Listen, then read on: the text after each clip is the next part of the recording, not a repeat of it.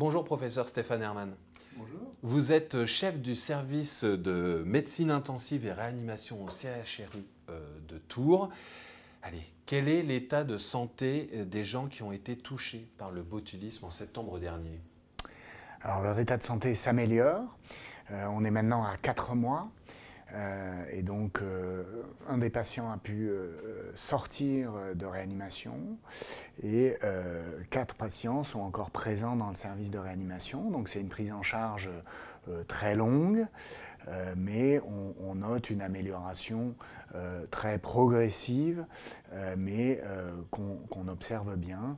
Et donc, les choses s'améliorent au prix de soins extrêmement lourds, quotidiens, depuis maintenant plusieurs mois. Vous le dites, hein, sur les 5 patients qui ont été admis en réanimation, une patiente est sortie du service en décembre dernier. Comment l'expliquez-vous? Alors, il peut y avoir des différences interindividuelles, de réponse à l'agression initiale de l'infection et de la toxine.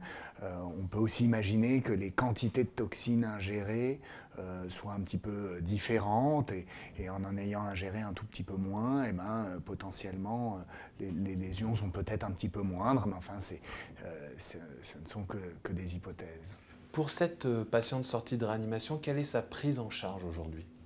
Alors, elle est sortie dans un service de médecine et de réadaptation.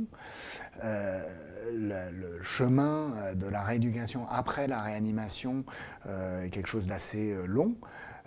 Les patients sortent soit, dans les cas les plus graves, comme c'est le cas là, vers des services spécialisés.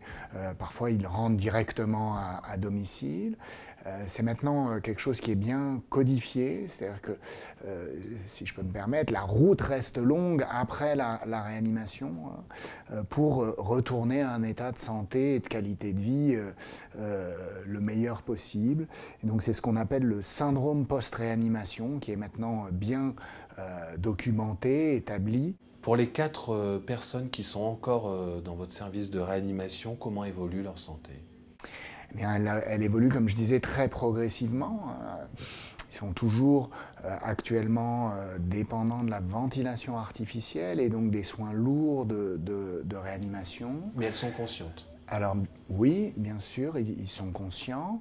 On peut communiquer avec eux de façon difficile parce que l'assistance ventilatoire rend difficile, voire impossible, la communication verbale et pour qu'ils puissent parler. Hein.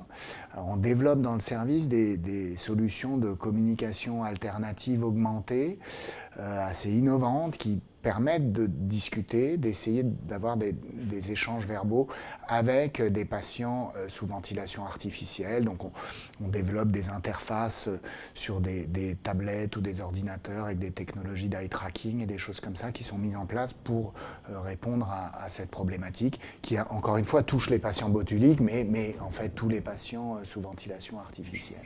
Merci beaucoup, professeur Stéphane Herman.